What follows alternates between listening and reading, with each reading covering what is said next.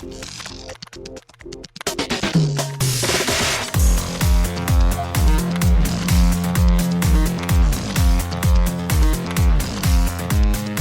and welcome to Too Fast, Too Forever. There's all kinds of family. We chose this one.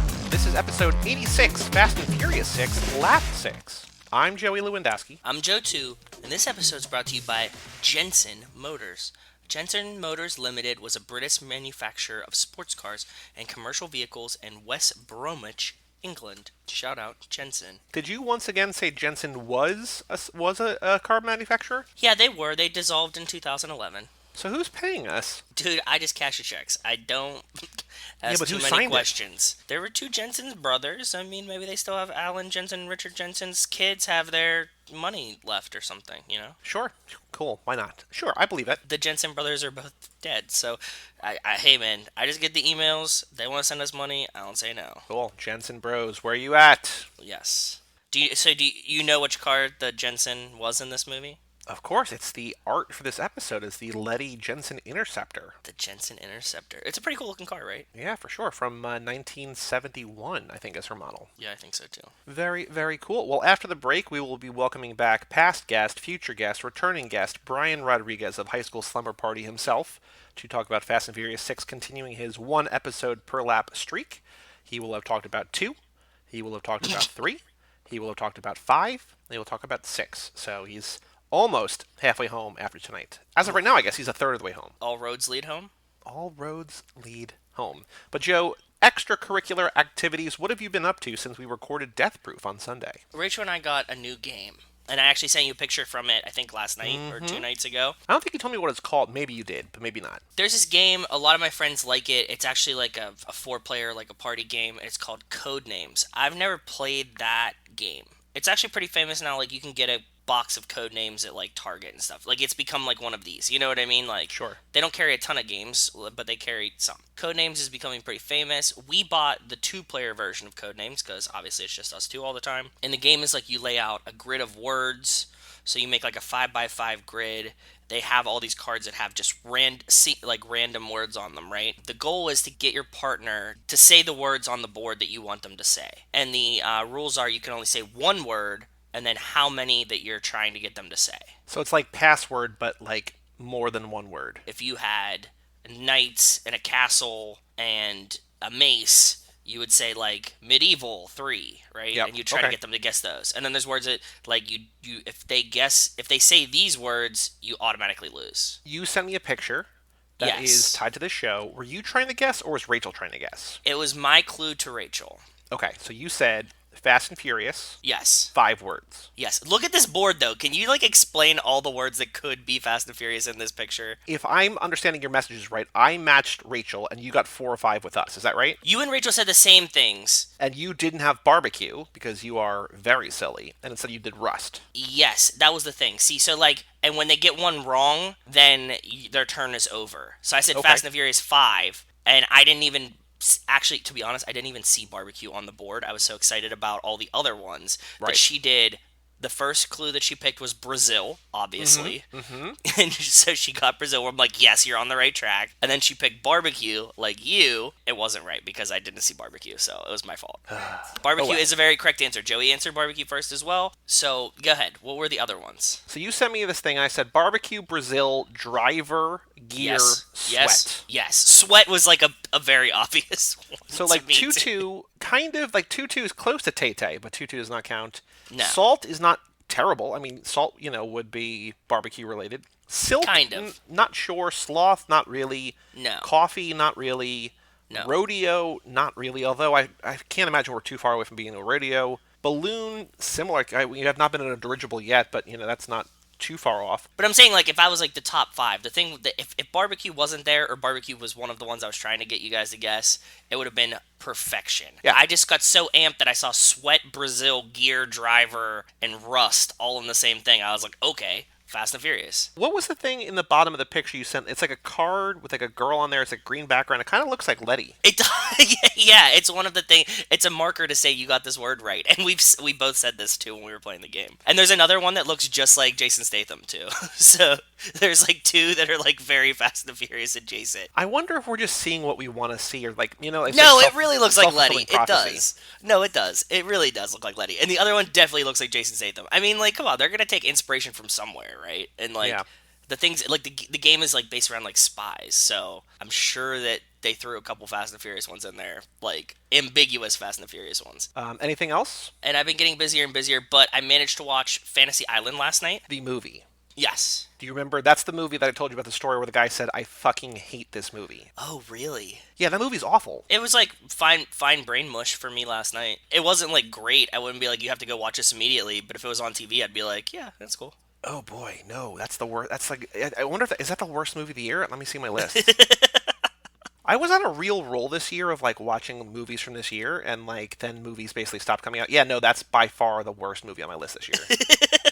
No, I didn't mind it. Like I say, it's not great. It's just like it was fun brain mush for a day. Yeah, no, that movie's awful. Okay, you can have your opinion. That's fine. Oh I still boy, oh liked boy. it. You wouldn't sway me. Like I'm not rewatching this movie tomorrow, right? But at the same time, I was like, that was fun. One of the top reviews on Letterboxd just says this wouldn't even have made a mediocre Quibi. Which I mean, when Quibi is the Oh, punchline, like that's a low blow. that's very bad. Anything else you've been up to since we did Death Proof? I think that's it. I think that's it. We did a cruise club for Edge of Tomorrow, which is a movie that Mike and I and our guest Nick Jenkins both are all love. So that was very exciting. Cool. That'll come out in a couple of weeks, I think, because we're a little bit ahead of the game there. Cool. What else happened? We did not play Risk, so no updates there. Okay. We remade ourselves in our fantasy baseball league because we were like, or Made not you our guys fantasy better? baseball, like the separate franchise. Yeah, yeah, yeah. Because we were 0-4 and we're like, we need to fix this. And so we made everybody about 5 overall points better. Instead of going 0-4 in the first series, we went 1-3. And the other 3 That games should we be lost, fair. we weren't even close. Like, it's just, I don't know why we're so bad, but we got to get better. That's all it is. You know, I feel like I'm a manager at a podium after a tough loss and just like, I got nothing. Like I'm sitting with my arms crossed. Like I feel like just We got all the right after pieces. Sometimes Yeah. it doesn't click. I'm running it through my brain and it's not working. And we just got to be better out there. Like what's crazy is that this last game where we lost, we were up 3-0. And then we lost 9-3. Both teams had 15 hits, and like they somehow got, it's all just stringing them together, or whatever. Like we did what they call scattering 15 hits, where it's just like, oh, none of these matter or whatever, right? But Yes. like we scattered 15 hits to get 3 runs across, and they got 15 hits to drive in 9. It's like, okay, yeah. So they like one really good inning and just like wrecked you. No, if you watch the game, like every one of their innings was a pretty good game, a pretty good inning. So like it's not, it's not like we gave up 12 in one inning, but man, oh man. But so that's fun. That's going. So this is not official to the world yet. You're going to be only the second person who knows about this outside of our fantasy Wow. baseball league, and even our fantasy baseball league doesn't even know about it. This is a subsect, the Tub Talk thread. We are doing not on Reddit, not sending out emails. We're doing another March Madness thing ish tomorrow, April Oh, Madness cool. starting tomorrow. So the first round will have been concluded by the time this comes out. But we're doing the best 90s action movie, which I feel like has been done probably a whole bunch of times, but it's a genre close to our hearts.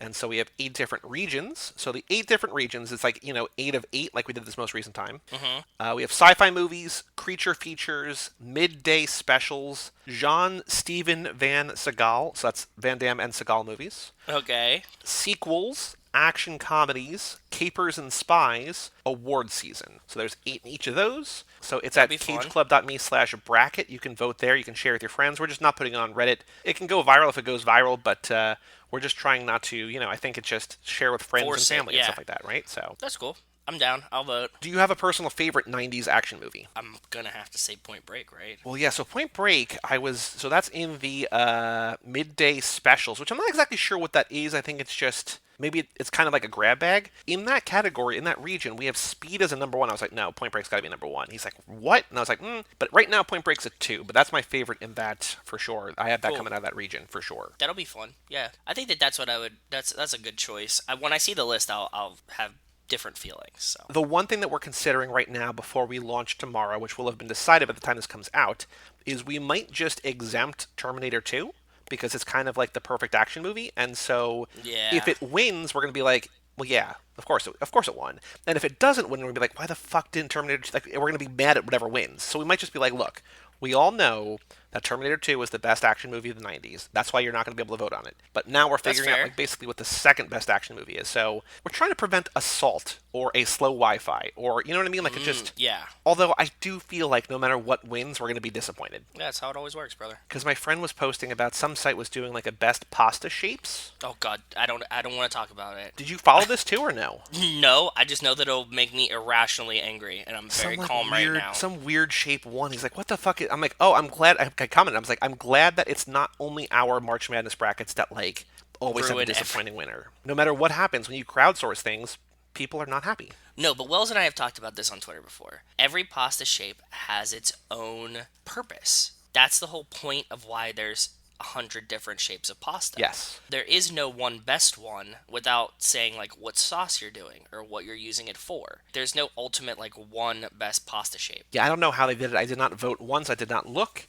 But I know that It he would was just make very me disappointed. angry. He's one of our bigger supporters of our March Madness, and so I think he's always like in the same kind of mentality. Like I can't like yeah, of course, salt one. Like what? Just like it's the same Yeah. thing. Where what are people voting on? What even are people voting on? Yes. Okay, so I don't think there's anything else that I've done. You said there's something else you've done, so let's move on to our Patreon page, toofast2forever.com. Shout out to Cassie Wilson, Jake Freer, Ben Milliman, Nick Burris, Alex Ellen, and Justin Kleinman for supporting us over there. guys. Thank you all so very much. Oh, also, I What? do want to say this Sunday night, May 3rd, 9 p.m. Eastern, join Reminder. us Yes. for our Tokyo Drift watch along. We emailed out to the same 30 or 40 people that we did last time, and it feels like, I mean, I think maybe this is just the either A, we're in quarantine, B, Yeah. we're actually sending things out in a reasonable time, or C, just like early optimism and people are going to fall off. But it feels like we might have a much bigger turnout this time than last time, which would be very cool. I mean, last time was great, but if we had even more family, it'd be even better. Yeah, I'm excited. I think it'll be fun. We had a fun time last time, and I would like for all of you guys to join. Anybody that joined last time knows that it will just be us bullshitting over the movie and talking Yeah. nonsense. You can ask whatever wacky fun time questions you want live. That'll be this Sunday, May 3rd, as this comes out, next Sunday for us. If you have not gotten an email, if you don't know what the process is, we will send out a link via email or something, probably to everybody. But if you did not get an email from us, I probably just forgot you. It was not malicious. So email family@cageclub.me and let us know, and I will add you to our proverbial mailing list for the future. Talk or chat or whatever you feel like, too. Yes. Or you could just watch the movie in fucking silence and not. I mean, that'd be weird, but you can do that. You can definitely do that. Watch it with subtitles just while other people are talking. Joe, we have an email address here on the show, family@cageclub.me. Like I just said, we only have one email tonight, and it's got some pictures, it's got some multimedia attachments. Ooh. So I'm going to download these and send these to you. So this is from Hector. Oh, okay. What's up, Hector? Subject line, Fast and Furious cars in a mobile racing game. He says, hey, Joey's, I just want to let you know that there's an event in a mobile game that I play called CSR2 that lets you get these iconic boys through paying for them or by winning them. Gotta go, stay fast, stay furious. Who was just texting us about this game? Nick Burris actually just messaged me on Facebook Messenger a couple days ago saying the same thing, and it's CSR2. Yeah. Hey, Nick, you and Hector should become game friends on the game because you both were playing it or noticed it. So that's cool. And you said, stop, I'm already balls deep in Disney Sorcerer's Arena. Yeah. God, I do love Disney Sorcerer's Arena. I really do. It's so enjoyable. Like, for how fucking stressed and shit I am, it is so mindless and fun. I still have not played it. Don't play it. I'm not going to. Don't you worry play about it. Just don't even start. It's not. It actually is a lot like Kingdom Hearts, right? But just like also a mobile game version of it with like Okay. leveling and stuff. So And that's all the emails we have. We are it's a quick turnaround between episodes. If you have an email that you want to send in, family@cageclub.me. We've not gotten any rankings in a while. I have to think that there's new listeners out there. Ooh. Send your rankings or your revised rankings or what you're doing in quarantine or or in and out versus Did you Whataburger. find us in quarantine? Have you caught up in quarantine? I want to know Yeah. all of these things. Actually, so it was not. So this what was very cool this week. What? Was on Twitter? We had some podcast app, Swoot, SWOOT, and what they are Yeah. is they are. It's a podcast player that you can, I think, add friends. And so I think it's kind of like how you have friends on Spotify or whatever, and you can see what other people are listening to as they listen to it. Swoot seems like a social podcast app, like Yeah, podcatcher. And that I've seems not really used cool. it yet, but I was just, minding my own business. And yesterday, as we're recording this, so last Tuesday, the day that Vanishing Point came out, we got a tweet that just said, "We're all taking life a quarter mile. Does that equal a day? At a time these days, so we totally get it if you wanted to binge the Fast and Furious movies. We recommend pairing your movie-thon with today's hashtag SwoonX Stay Home pick, Too Fast, Too Forever." Which is the coolest shit ever, And right? they linked to our show on their site, and yeah, it's super cool. I mean, like, maybe I missed it in all of the Dodge emails that we had last week or something. Yeah, I don't know how they found us. I'm actually wondering. I want to I'm so know. curious. How'd they find us? How'd they pick us? Like, what did they do? Swoot X Stay Home. Today they picked newcomers, which is Lauren Lapkus and Nicole Byer watching Star Wars for the first time, but like they're both like established comedians. Yeah. Swoot does not have a huge following, but it was still like awesome that like this account with like 600 followers or whatever was just like, hey, these guys are cool, check them out. We're like, oh, Yeah, how did they pick? I just don't want to know how they picked us. Like, Swoot X Stay Home. Yeah, they've been doing this for a who while. works? Looks like Who they've works been at maybe. Swoot that, Oh, that so found us? welcome to April and to the start of Swoot X Stay Home, our sommelier service that pairs a podcast with what you think you might be binge watching in the time of social distancing. Join us all month for our pod pairings and let us know what you're watching. So there's one about Tiger King, there's one about Brown Love, about Schitt's Creek, Yeah. about Westworld. So I wonder if they're finding podcasts that they love, or if they're just like, we love the Fast and Furious movies. I wonder if there's a podcast about Fast and Furious movies, and then they go from there. So I don't know Either how they way, found it, but it was still very, very cool. I'm honored. That's super cool. So thank you to Swoot. Thank you to Swoot. And Shout if out you're to out Swoot. there and you don't like, I have not used it yet, so I can't vouch for it. But if you're out there and you're not thrilled with the podcatcher you're using, try out Swoot. They actually didn't pay us, not like Jensen, kicking around the proverbial couch cushions to sponsor this episode. Just give Swoot a try. I mean, there's no harm, no foul. So yeah, give it a shot and let Down. us know. Family@cageclub.me. On the streets, Joe, there's one news, and it's not really Fast and Furious news, but it's Fast and Furious adjacent. Dwayne Johnson and Issa Rae are making a backyard wrestling show for HBO. Interesting. So Issa Rae is the star and maybe creator of Insecure. Do you know her? Do you know that show? No, I don't, but I know this name, and I'm sure that I know the person if I saw their face. Let me Google them. There's an entire generation that might only know Dwayne "The Rock" Johnson as a movie star, but the former professional wrestler seems to be going out Oh, of yeah, I his know way exactly who this is, yes. to be involved in wrestling-adjacent projects these days. He produced and appeared in Fighting With My Family. He has a show about his early wrestling days called Young Rock, and now he's teaming up with Issa Rae to executive produce a backyard wrestling show for HBO. It's currently called TRECNT, aka Trey Count.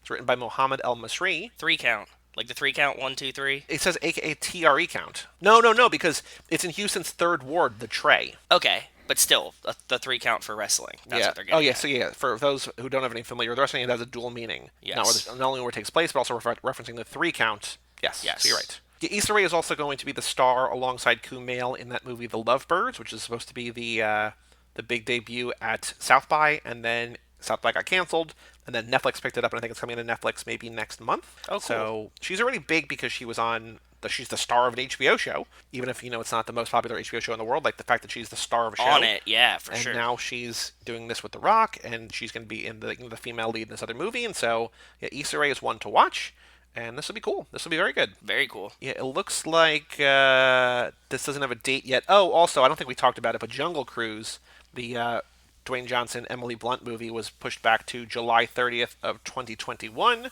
And The Lovebirds, like I said, is coming out this year on May 22nd. So, any news that you found this? No, I didn't find any news.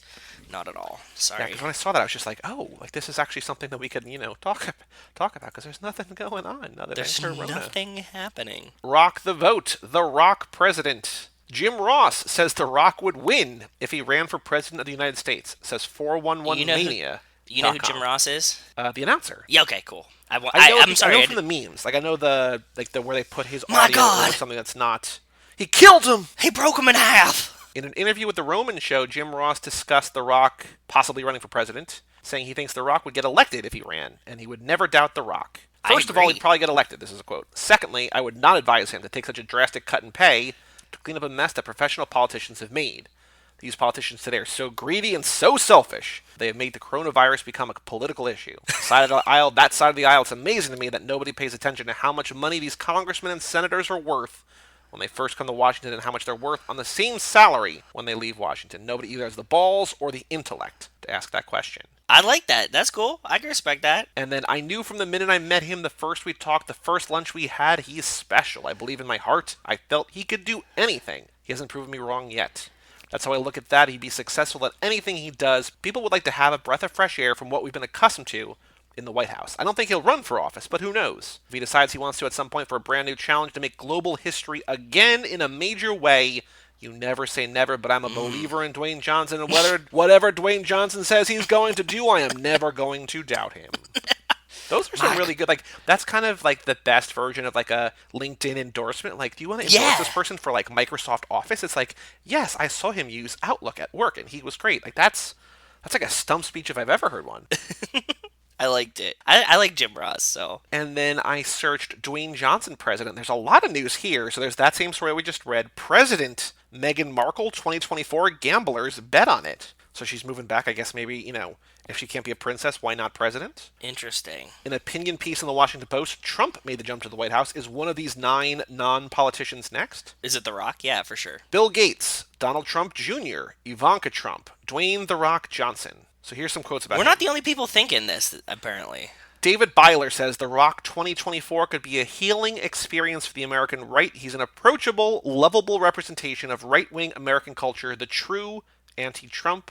And David Dondriel says, this smart, charismatic, insanely famous superstar can run the Trump playbook whenever he chooses. He has the celebrity power, the social media finesse, the larger-than-life cartoon superhero persona, and imagine how popular the recipe will be once he strips away the narcissistic clown vibe that turns off roughly half the country. So here's basically how you have to be president. Like, if you want to be a good president, be charismatic, be someone that people can get behind, and then hire smart people and let them run the country. My history teacher used to always say there's three ways to become president. You need 3 things: hair, height, optimism. That's all you need. And if you have those, you'll win presidency. So The Rock only has 2 of those. Based on him, he was like, not enough hair. It's whoever has the best hair, whoever is the tallest, and optimism. Although I gotta say, the no hair is probably better than a lot of other people's actual hair. Fair? Yeah, I think so too. This was his take on it in, the early 2000s. Sure. And he was an older gentleman. That was his take on it up until that point.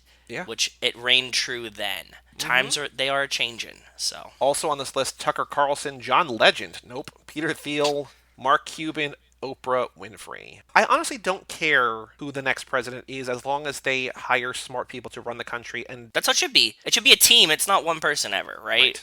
Yeah. Yeah. Oh boy. Okay. So I just realized when we were going through that, and it's like, The Rock 2024, I was like, oh God, we're doing this, like, we're literally doing this forever. Like, I was thinking it was going to end in November, but like, obviously he's not running this year. Like, this is the long game. Like, oh boy, like I was hit with the gravity. He's like, but there's still articles coming out about it, which is even crazier.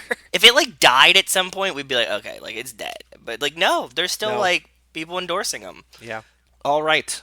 The last thing we have to do, the Fast and the Furious minute 53. So I got 2 names for this. Where are they, Ted? Or, and this one's a little bit of a thinker, this very night before the rooster crows, you will deny 3 times that you even know me. Move! Let me ask you a question, Ted. Do you see anything wrong here? No. We got no windows, do we? No! Do we? No! Do we? No! It's not. Couple Nissan SR20 motors will pull up premium 1 week before race wars, huh? Yeah, probably. You're a smart fence, Ted. Maybe too smart. What are you feeling, Lance? 40 weight? 50 weight? 40 weight sounds nice.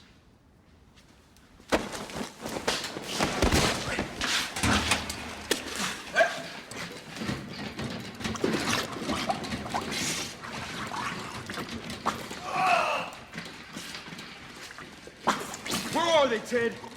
Where are they? Where are they? So of those 2 titles, I mean, you obviously know what the second one is in reference to. Are you going biblical on us? I'm going biblical on you. Because in this scene, twice, Johnny Tran says to Ted, as you just heard, he asks him the same question 3 times, twice. We got no engine. Do we? Do we? Do we? What does he say? Where are they, Ted? Where are they? Where are they? And I was like, oh man. And I was just thinking, Great writing. Can I ask you a question? Yeah. What the fuck does he mean when he calls him a smart fence? Well, you know a fence. No. Oh, you don't know a fence. What does this mean? So a fence is like a receiver, like he's a moving man. Like he's someone who buys stolen goods and then sells them. Oh, okay. It's okay. Okay. No, I didn't know that. Okay. So yeah, so that's when he's saying like you're a smart fence, but you're too smart. Like he's basically like you're just supposed to, as a fence, like he's kind of acting as the broker, right? Like he knows Dom and team steal $100,000 in DVD players, right? And they sell it to a fence, ostensibly, who buys them for $20K or whatever, right? And then sells them maybe for $40K. Like he's the middleman. He takes kind of all the risk. Everybody's taking risks, but like he takes a lot of the risk, and he makes a quick buck by flipping them. And that so makes sense. He's kind of the middleman. So when Johnny Tran's like, "You're a smart fence, Ted," he's like, hey, you're supposed to be this guy that like is in the crew, not in the crew, but like part of the crew. You have a job to play, a part to fill, whatever. But you're asking too many questions. Stop it. That makes sense. I didn't know what the word fence was in reference to. Yeah. So I've never he's like a heard that middleman before. between thieves and the eventual buyers. And so basically, he might be, I think, probably stereotypically, especially like in this movie that we just watched in 6, maybe like pawn shops, where it's just like, well, how are you selling this thing for this little amount of money? It's like, well, I got my ways. And like, what they're doing isn't really illegal. I mean, maybe it is. Buying stolen goods. If you buy stolen goods and you know that they're stolen, it's like aiding and abetting, kind of. It's illegal, yes. And if you buy goods and you didn't know they were stolen, the property can still get confiscated. It's not like you're like, oh, well, like I didn't know it was stolen, so like it's my car now. It's like, no, it still goes back to the owner. Yeah, I mean, look at that dinosaur skull that Nicolas Cage bought. Like, he bought it, like, people, like, gave him shit for that. I mean, I guess anybody who buys a dinosaur skull, like, yeah, maybe give him shit for it. But, like, he didn't know it was stolen, and then he gave it back. Like, they said, this belongs to a museum or something. He didn't give it back. Like, I mean, he did give it back, but they would have taken it back anyways. Like, it's like, that's not yours, So which of those 2 titles do you like? Where Are They, Ted, or This Very Night Before the Rooster Crows You Will Deny 3 Times That You Even Know Me? I would have liked 40 weight, 50 weight, question mark. What is that? I asked you to look it up because I don't know. Is that... I do know what it is. It's car-related, I'm sure, but, like, I don't know what it's actually in reference to. Is it oil? It is. The weight of the oil is the viscosity of the oil. Okay. The higher the number, the more viscous it is. It goes to 50. So is more viscous is it less liquidy, like less watery, or more watery? So 0 would be like very, very thin. 50 would be like very, very like gunky. So they're hitting him with like the most gunky oil that they can. No, he said 40 weight, 50 weight. He's like 40 weight's fine. Okay, but so like almost. Yes. Okay.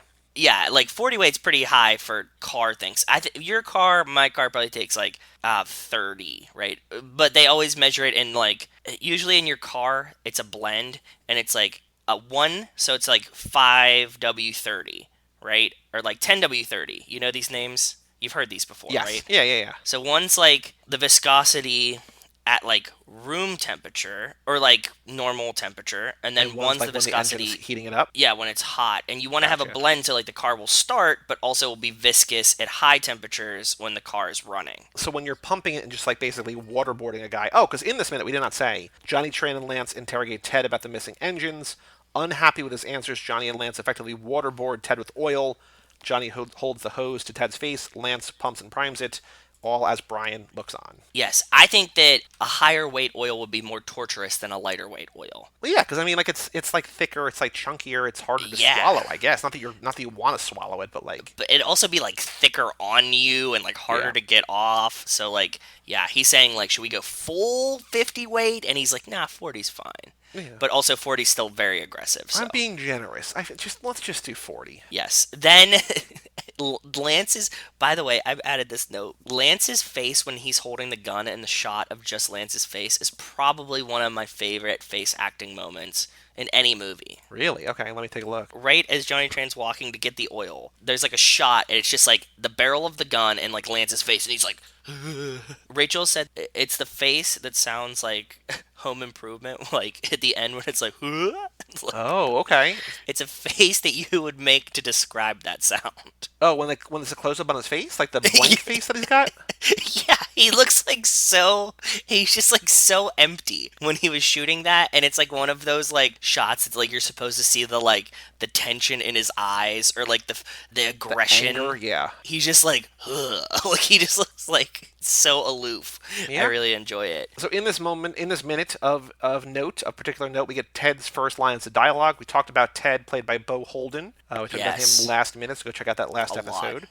We also learned Ted's role in relation to Johnny Tran. He's a fence. My biggest question, where did the rest of Tran's crew go? Because we talked about how they rolled in like 10 deep, and you were like, no way. I was like, no, they have like 7 bikes and 2 cars and whatever. So there's the 3 of them. I see 3 kind of behind Johnny and Lance doing something like a workbench or something, but like there's still 5 people that are 4 or 5 people that like aren't visible. Like where is everybody? You have to imagine it's a garage. They're bringing this guy back. It's a night, right? Hector was already partying. We assume that it's the same night. So maybe they came back to just like party at the garage and they're like in the office getting beers or something. Okay, so then a follow-up question to that, because I think that makes sense. What? If they're essentially spreading out, how are they not finding Dom and Brian and Vince? Because Dom and Brian and Vince are like behind the cars.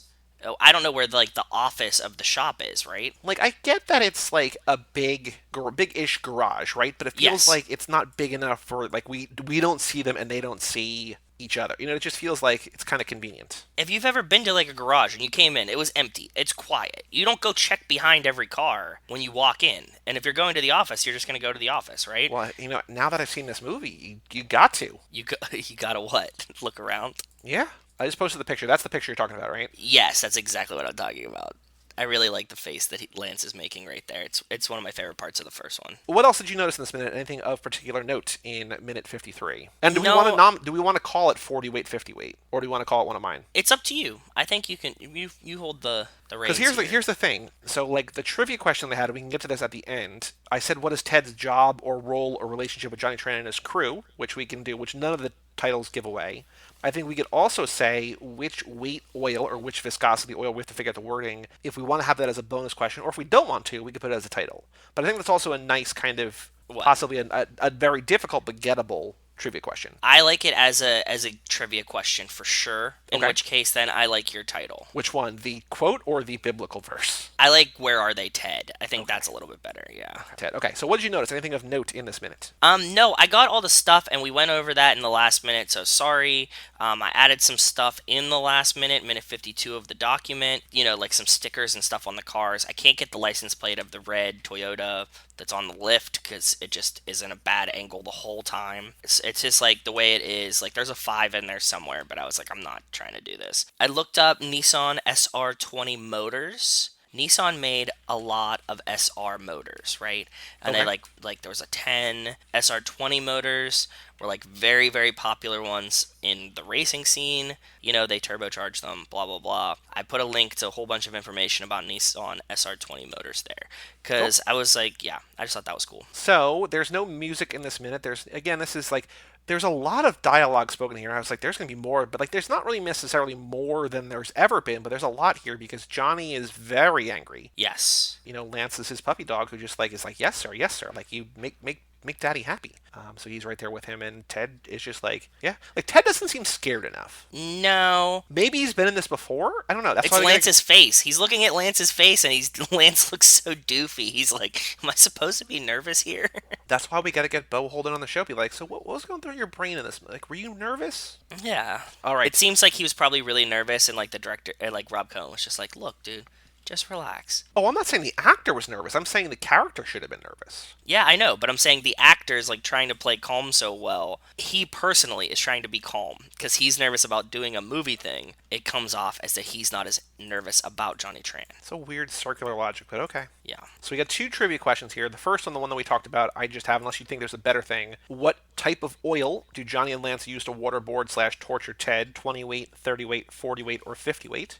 The answer, of course, is 40 weight. But the other one is, what is Ted's job/role/relationship with Johnny Tran and his crew? So we have fence is the correct answer. But what are 3 other jobs? Like, why could there just be like a random white guy? Accountant. Okay, I like that. Definitely, a random white guy could be an accountant. I want to say like it's not a good term, but like a scout. You know, like he can sort of be like recon maybe. What's the title? Like, what would be the job title for the guy at the very beginning of this movie says, "Look for the truck with Rogers on the side." What do we call that? Like the tipster. Tipster. Okay. Say tipster slash scout. Okay. His personal lawyer. Okay. Lawyer's cool. Right? He looks like he could be a lawyer too. Yeah. Sure. Very, very cool. Any other thoughts about minute 53, aka where are they, Ted? No, I don't. Actually, I like that minute. That's a pretty good one. It's like the oil in the face one. It's probably one of my favorites. I really enjoy how contained it is. Yeah. Well, let's take a break. Let us hear another word from Jensen Motors. May they rest in peace. And bring back in Mr. Brian Rodriguez to talk about Fast and Furious 6.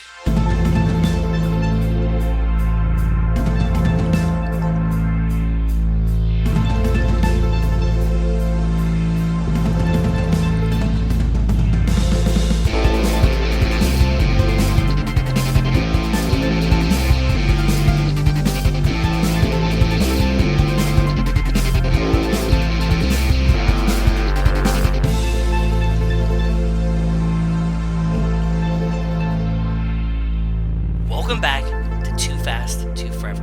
This is episode number 86, brought to you by the Jensen Motor Corporation. The Jensen Interceptor was a Grand Touring car which was hand-built at the Kelvin Way factory in West Bromwich near Birmingham in England by Jensen Motors. Shout out, Jensen. Thank you, Jensen. Welcome back to the show. We also realized we forgot when we were doing his credits, his Fast and Furious guest appearances in the top of the show. We forgot that he was on an episode in between. He was on our most recent Hobbs and Shaw episode. True. With Cara Gale O'Regan. Welcome back to the show, Brian Rodriguez. Hello, Brian. Hi. Well, I'm glad to be back. You know, that's okay if you forget that one because it's not technically in the main series, so it's all good. Oh, no, but it's still family to us. It is. It's like a cousin, though. It's like a cousin. It's not like a brother. Well, that's the tricky thing is that's the one that's like the most volatility. Like the other day, Jordan messaged me and Cara and was like, I just watched Too Fast, and I think it's maybe not my least favorite anymore. Yeah. And I was like, well, you know, you're right. It's not the worst. Fate is the worst, definitively. But I was trying to say, like, 2, 4, and 8 are pretty widely the bottom 3 in some order. And then I was like, 7 and Hobbs, like the 2 wild cards, more than anything else. Like, they're the ones that have the most volatility. And so I think Hobbs and Shaw's family, but it's hard to rank. It's hard to pin down. I don't get that. And I don't get the 2 thing. You know, I have all the love for Too Fast, Too Furious, but that's another story for another day. Did you know... I was saying this to Joe before. I was looking up Sung Kang movies on Letterboxd, and I was just clicking on a bunch of movies that I had not seen before. The movie from 2007 starring Jet Li, War, has Jet Li, Jason Statham, Devin Aoki, and Sung Kang. Wow. So it's like Too Fast, it's Tokyo Drift, and it's 7. It's like the weirdest blend of all these, and... whenever we do our either Tokyo Drift lap or a Sung Kang lap, I was basically trying to see if we could do a Sung Kang lap. Yeah. I don't think we can. I think that there's just not enough there.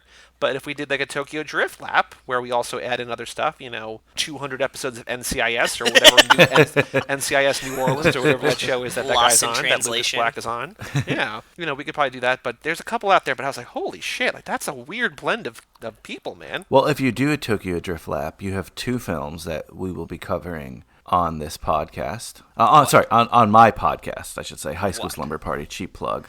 Well, first is Better Luck Tomorrow. Yes. Yeah, that's the one. That's basically why we need to do this sooner rather than later, because I feel like of all the movies that we have not covered yet, that's like number 1 with a bullet. And you could do Friday Night Lights because it has Lucas Black. Oh, okay. We have the next 1 lap planned, but maybe in 2 laps. You know, after this lap, 8, maybe Tokyo Drift. We've been toying with that. I don't know. Maybe like a lot of like Shaw Kung Fu movies, right? Ooh, I like that. When are you doing that parody movie? Oh, never. Probably. You not. have Maybe. to do that movie. It's terrible. How do you not do the Too Fast? I guess it's just a overall Fast and Furious parody. You have to. It's bad. What's it called? Super Fast, I think it's called. Oh boy, yeah. With the exclamation point, right? Yeah, probably. Super fast exclamation point. Oh boy. They need yeah, it. They need to just, and there has to be a sequel that has 2 exclamation points. And it casts somebody in the lead that like he looks like Vin. Like that's like they cast this guy. Oh, and undercover cop Lucas White joins Vin Sorrento's LA Lucas gang of White. illegal street racers.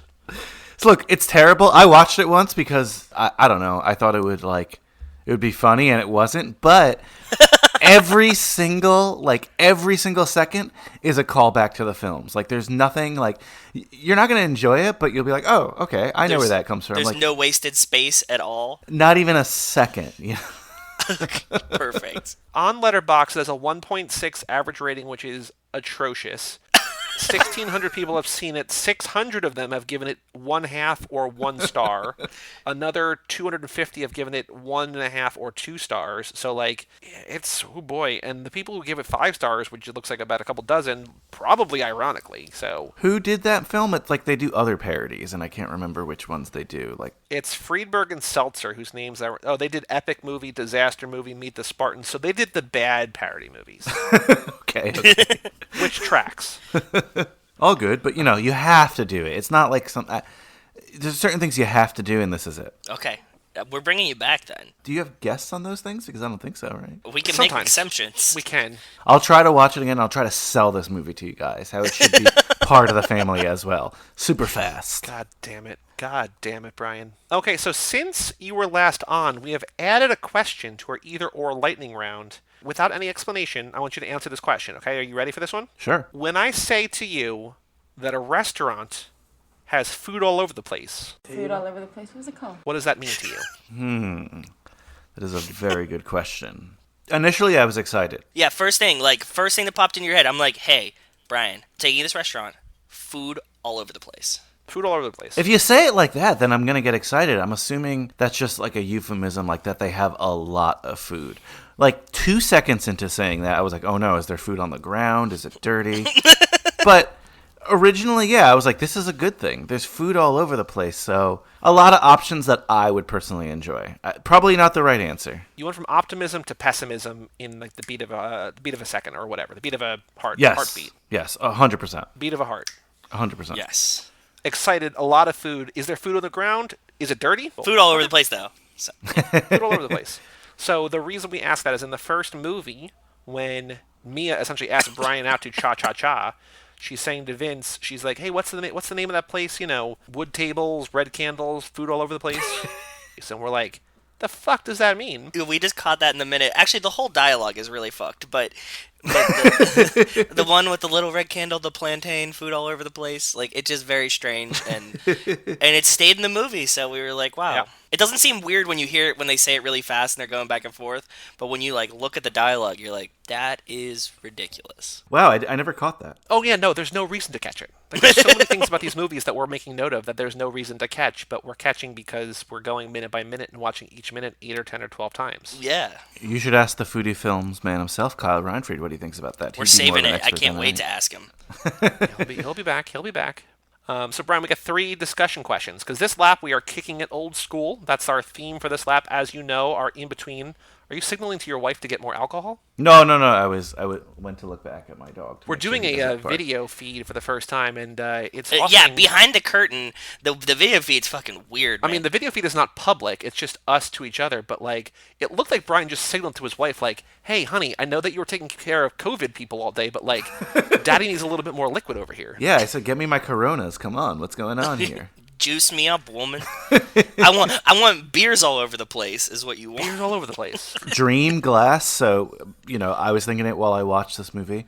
I want a beer glass that's a can of Nos cut at the top that you put the Corona in. Oh. How like has the that not blue been invented? bottle? Yeah, but like a big, Nos, but like you cut the top off, put Corona in. Why not? Kind of like when you came to my first barbecue, that you were just cranking those Corona Familiars out of the giant bottle. So this lab, we are kicking it old school. As you've seen in the in-between episodes, we've been doing old school car movies with, old school cars in it, so on and so forth. So we got 3 discussion questions. Pick 1, pick 2, pick 3, whatever you want to answer. Here we go. Are you ready for these questions? Sure. Number 1, what is your favorite car movie? Number 2, what's your Barbie dream car? Number 3, what is your favorite car or car stunt in this movie, in Fast and Furious 6? Ooh, okay. Car movie, Barbie dream car or car stunt. Do movies in this series count, or do I have to go outside this series? Outside, I think. I would say outside of this. Okay, Yeah. because I think like my favorite car movies, that's tough even in the series, but I digress. What's my favorite car movie outside this series? Well, you guys recently did Bullet. That's cool. Yeah. Is that my favorite car movie, though? Why don't I do a high school movie? License to Drive. Have you seen that one? Ooh, no. the two Coreys have to get their license because it's cool, you know? It's Corey Haim, Corey Feldman. Is that my favorite car movie? No, but that's what I'm going to say for the sake of this podcast. That's a good choice. We've had a lot. We've had a Chitty Chitty Bang Bang answer. We've had some food all over the place. We've had a lot of different answers. I've never seen this movie. I don't know if I will. Well, maybe I'll become a patron of your Patreon and make you watch it. Oh, yeah. I mean, if you do the $10 a month tier, you can just pick License to Drive. Though I feel like I would do something more like meta, like some like Buñuel film, which is like some really like you watching like a termite colony for 2 hours or something like that. Like just some real artistic shit. How about like a new bald eagle hatching? Now that you said that. Just like a little live stream. Like the birth of that giraffe. Remember that? Like, oh yeah, that was cool. Patrons, if you're out there and you are in the $10 tier, we have not announced this on the pod yet, but Joe had this idea, and we emailed people. Yeah, we emailed our $10 a month patrons, our 4 horsemen, and we said, because we're doing 2 episodes a week now, we feel kind of guilty. I felt bad. We feel guilty that, like, instead of doing basically 2% of our year, you're like down to 1% or whatever, right? And so we're like, we're going to give you a second pick, like whatever you want to cover in the next lap. They know the theme. All the patrons know our theme for next lap. And we said, here's the 2 things that we're mulling over. If you want to pick one or the other. And Alex Ellenin emailed right away, and he gave like 2 ideas, one of which I was already sort of deciding on. One fits in so perfectly for the show that I didn't even know existed. I saw that DVD sitting there as I was checking out in Dollar General today, and I was like, should I take a picture with it? And I was like, I don't want to touch anything that I don't have to in this store right now. So I didn't. You just bought it. Yeah, it was $5. It was $5 at Dollar General. Oh, I thought it was $1. It's a What a $5 movie. tease. I wouldn't pay $5 for it. Yeah. What a tease. To the other 3 $10 a month patrons, to Jake and to Ben and to Nick, if you're listening and you've not checked your email yet, email in another thing, because all 4 of them picked a movie for this lap. No one picked one for next lap. Yeah. And so we want to give each person another pick, so you get double your money. So, and also here's the thing. I don't know if this is fair to them, but if you join right now at the $10 a month tier, we'll give you 2 picks next lap, and as long as it fits in the theme. As long as it fits in the theme. That's fair. Wow. That seems like a really good that. deal. No, I'm But wait, serious. there's more. You get 16 of them for one handling price. Do you get everything in the other tiers as well on that level? We do everything below it. Absolutely. The only That's thing, so we cool. do have a $25 a month tier or something where you get to pick an entire lap, which is still like, it's a lot of money, but it's also crazy that no one's done that. And then we have a thing that's like a $50 tier, which is lowered from $100, where it's basically like, you're going to give us money and we're going to just spend that on dumb shit and we're going to buy it for ourselves and for you, and you're going to have like koozies and air fresheners and hoodies with our logo on them because it's only for the 3 of us. Yep. Now, question, can someone do like $25 one month, get all that, and then cancel? They absolutely could.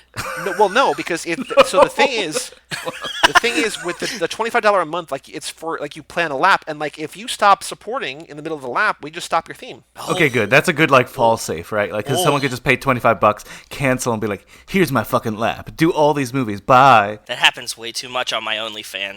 Yeah, we've all selected a pretty good group of people, a nice family. So I don't think that they would do it to us, but we thought about that. There are contingencies in place. This episode got way fucking wacky with the Sorry, video. sorry. I blame the video stream for it, but I like it. I'm just saying, it's going to be a really different vibe. I mean, You do twice a week. You do all these laps. Really, really? How much can we break down these scenes anymore? Come on. Well, you got more questions for me, right? I think I only answered one. Well, I asked 3 questions. I forgot the You other answered 2. one of them, and you answered one of them with a movie that you have not seen.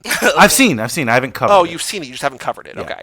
Okay, so your favorite car movie, License to Drive. What's your Barbie dream car? It has to be a real Barbie car, or? No, just like your Barbie dream car. Yeah. Money's no issue. Oh, I thought you meant actually for my Barbies. No, okay. No, this is a Kara term. Like, basically how we've repurposed Trash Pocket, we're also repurposing the Barbie dream car. Gotcha. So they keep advertising, like, win this, like, this is going to be a very corny answer, but it's like, win this totally electric Ford Bronco that looks like it's from, like, the original release of the Ford Bronco.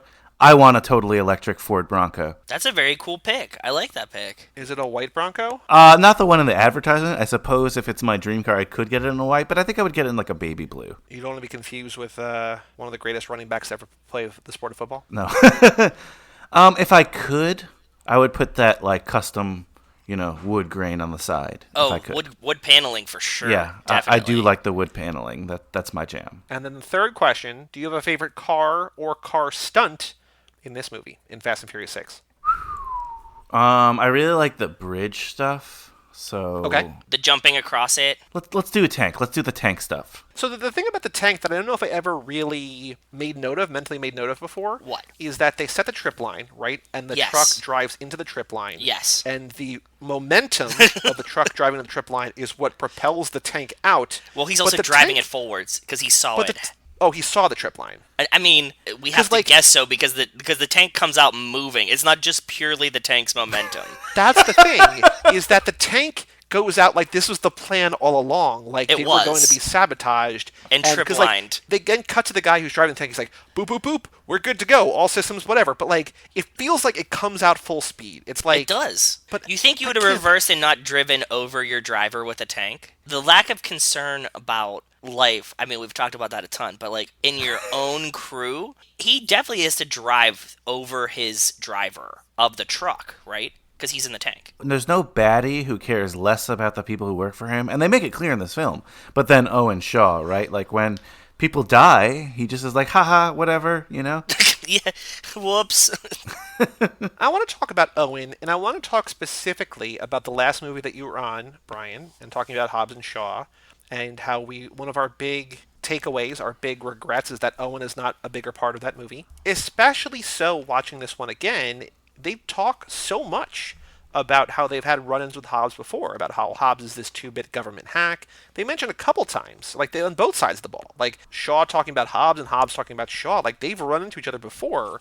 Yep. And yet, despite that, Owen Shaw not at all, like barely, he's mentioned in one sentence in Hobbs and Shaw. He's shown in one flashback, one time. Yep. Not even him, it's just a young version of him. There's such a history there between this Shaw and Hobbs. It makes the Hobbs and Shaw decision to not have him in there even weirder. It's so weird, and I couldn't shake that thought while watching this film this time. I don't get it. It's silly.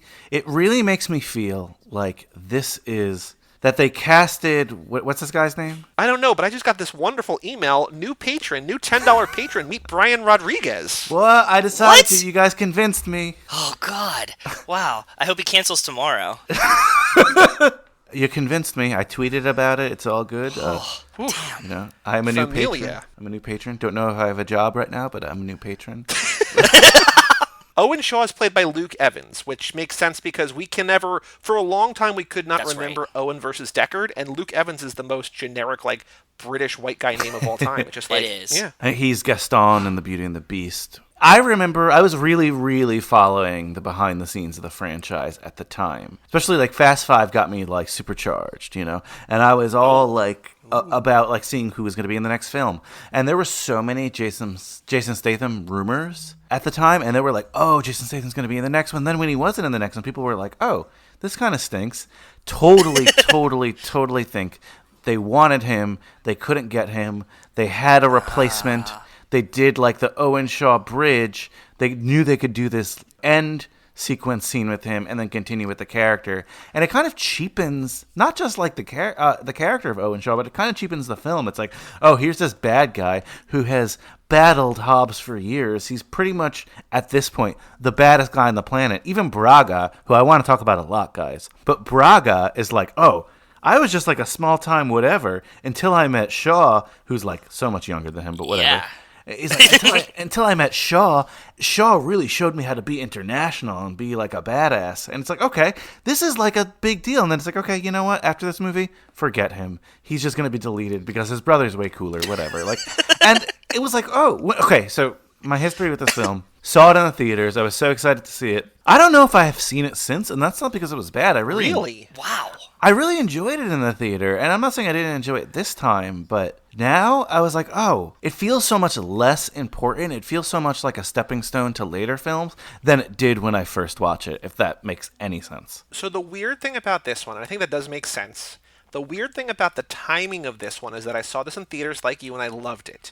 And then at the end of the year, and I think I talked about this and maybe on the first lap, at the end of the year when I watched this again to see where it falls in my like favorite movies of the year, it was like 3 weeks after Paula died.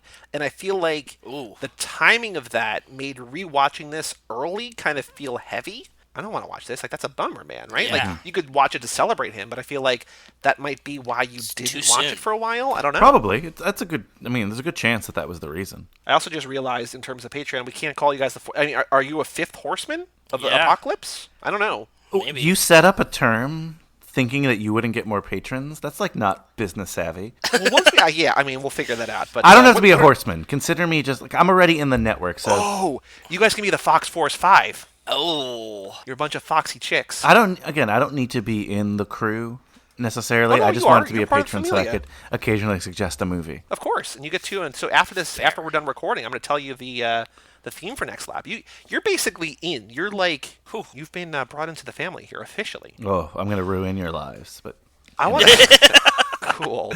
I do want to talk Thanks. about Owen, and I want to talk about. There's all this talk about hashtag Justice for Han Yes. and what that means now, whether or not that actually, because Statham tried to, and who knows how it's going to shake out. But I want to know, in your opinions, on the scale of whatever to whatever, the scale of unforgivable offenses, which includes killing, quote unquote, killing Han. Yes. Where does kidnapping and trying to murder Mia Toretto fall? Well, I mean, he didn't really kill her. No, So- he dialed the phone to tell his guys, kill her, and it was only because Tej said, I'm jamming all the signals, tip, tip, tap, tap, tap, that it didn't happen. He was a phone call away from Mia being murdered. that would have been worse than Han because Han Yeah. was actually a party to trying to destroy him.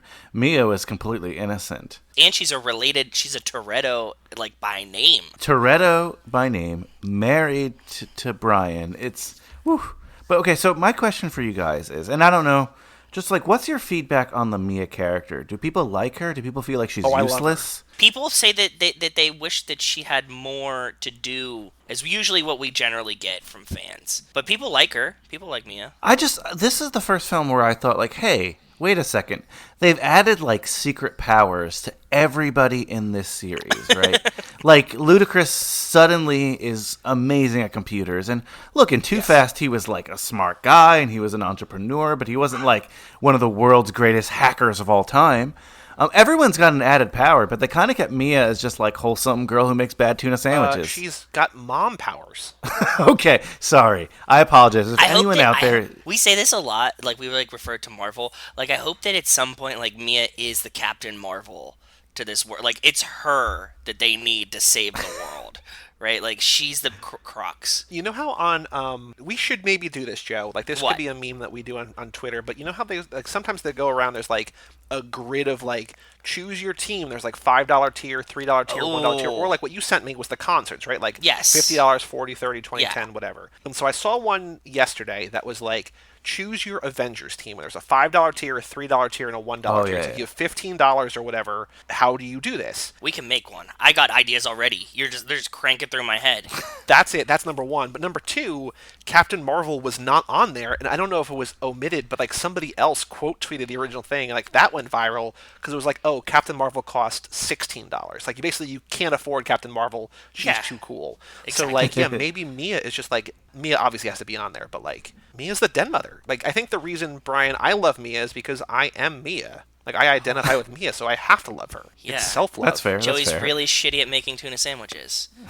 Perfectly describes him. I've never eaten tuna. I realized that recently. The fish in What? general, I've never eaten canned tuna because it smells weird. I don't like it. But fresh tuna, all the time. No, I've never done either. I've done both many a time. I mean, I'll eat anything, but again, I was Roman, so that shouldn't surprise anyone.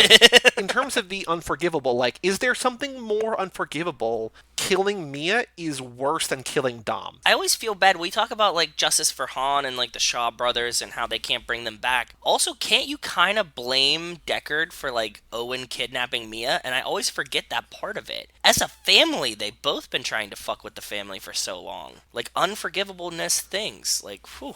Well, you gotta have a code, and their code is fuck with the Torettos, apparently. But if he killed her, yes, he didn't. So no, I mean, it comes down to that in life, right? Like, Death. If she's dead at this point, we're talking about something different.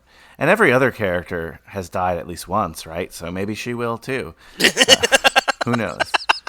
I do have to say that once again, for the second movie in a row, I got a real pang of like wistful nostalgia when at the very beginning when they're I'm a citizen of the world, where Han and Giselle are eating dinner, and I was like, we've never been this close to having them back together again. I know. Now that Han is officially alive, now that there's rumors that Giselle's coming back, like we've never been this close to a reuniting of the two of them, and like every time I see them together, I'm like, this has to happen. Like Brian, at the end of Fast Five, when she's sitting on his lap and they're driving down the Autobahn, I cried out of like Such a beautiful hopes scene. of what could be. Like again, like my brain is messed up by these two, and I don't know what's going on. I don't know. I get it though. I definitely get it.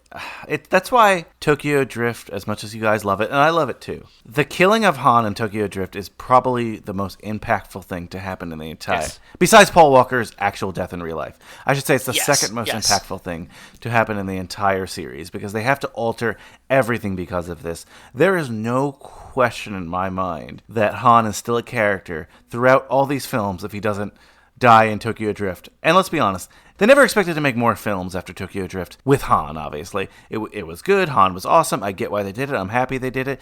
But if they don't kill him there, the whole series changes. I really do wonder if the reaction to Han is not as strong as it is. They don't include him in 4.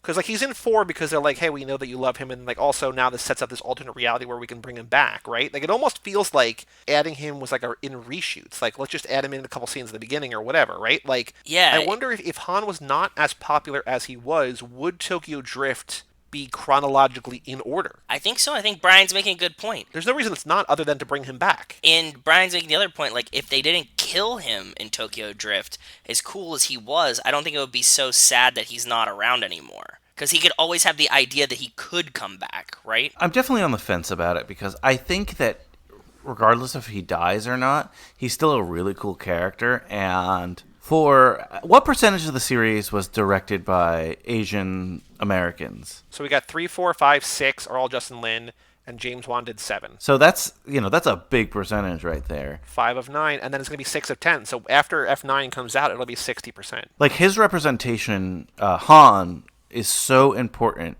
I know we have like Johnny Tran and Asian characters at the beginning, but none on the team, right? Either way, just the diversity of this franchise, which you guys have saluted, it's amazing. But he's a necessary, in my mind, character. Not just because he's Asian, he's also awesome as hell. Yeah, he's arguably the coolest character in the whole thing, which is funny.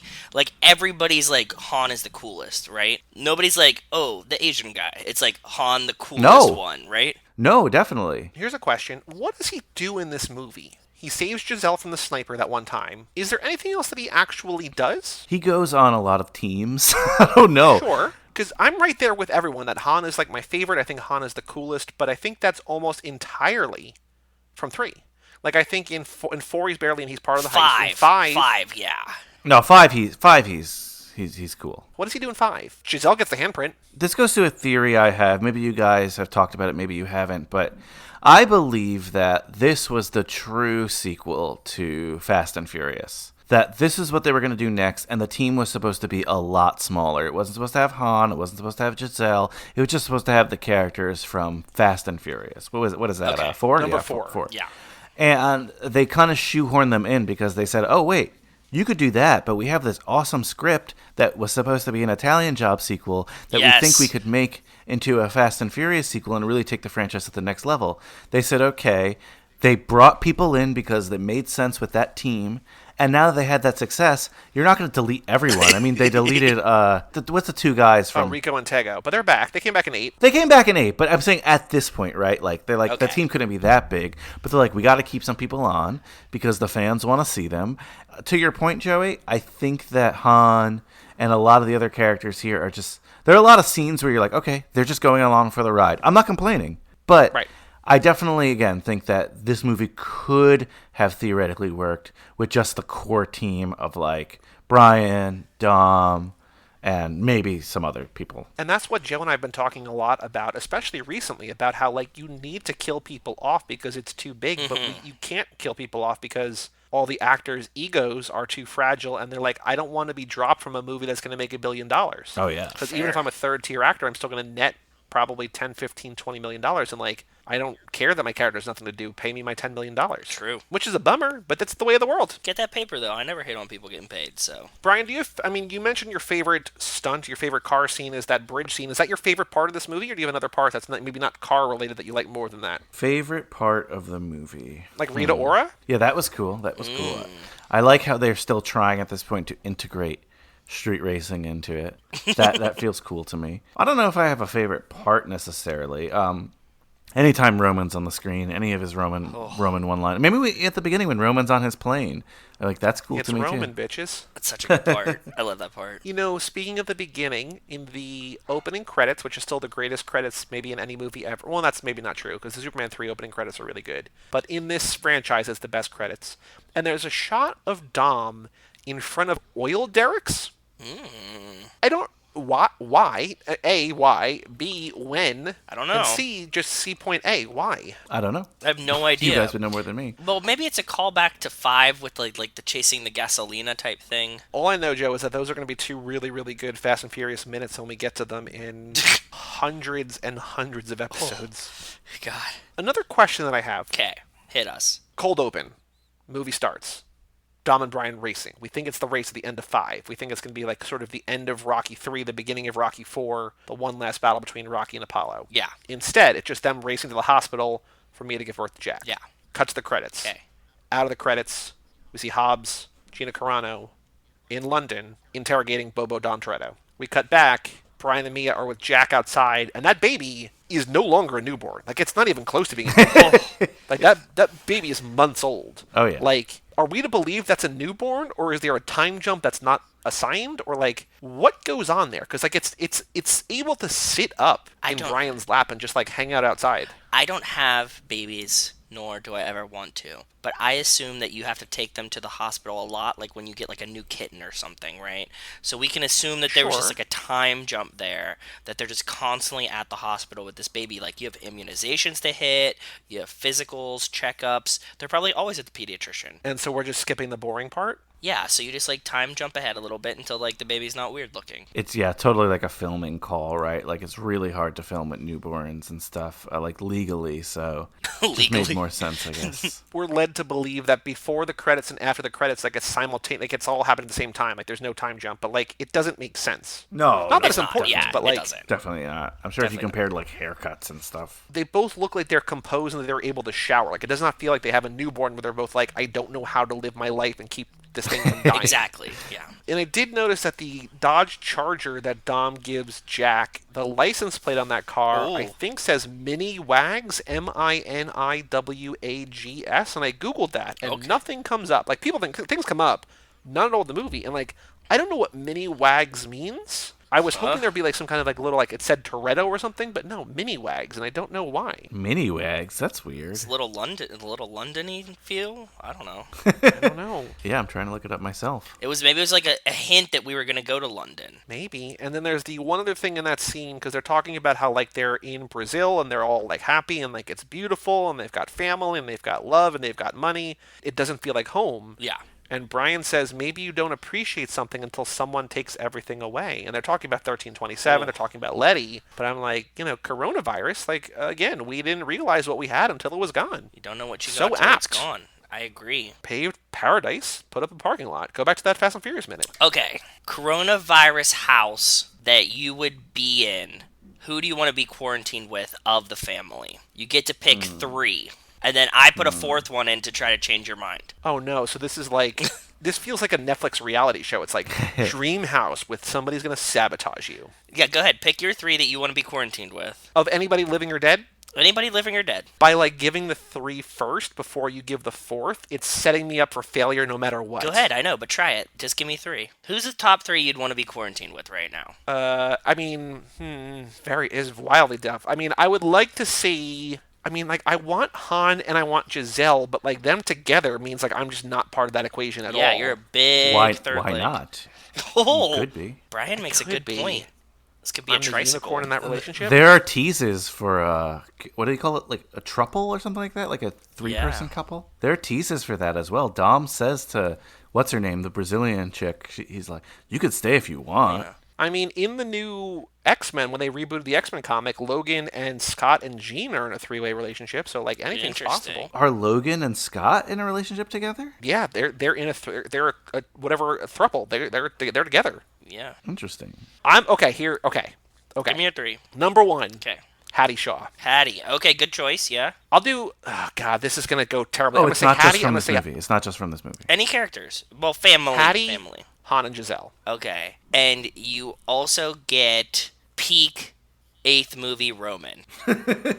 So he's constantly going to be complaining. He's constantly going I to be hate hungry. that because I hate him in that movie. Yes. But I'm thinking on a long enough timeline, me and Hattie fall in love, and I feel like you're also throwing in the fact that like Roman's going to relentlessly hit on her. Yep. But I feel like that's going to play to my advantage. That's fine, but you're in the house with him, so you just have to deal with it all day. You know, That I'm was a okay good, with that. Yeah, that I was mean, a good. That was a good 3 pick. I like that.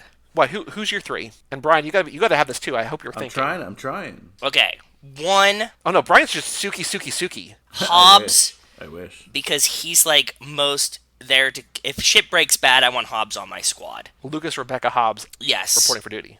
2, I'm gonna have to go Ramsey because she's quiet and would probably leave me alone. And 3, I would take Han because he would have the best snacks. So I got food, I got somebody to protect me, and I got somebody that's like a quiet hacker that would like be non-confrontational. Okay, then I'm going to give you Go ahead. Carter Verone's rat. Okay, it just lives in the house, just runs around. Okay, that's fair.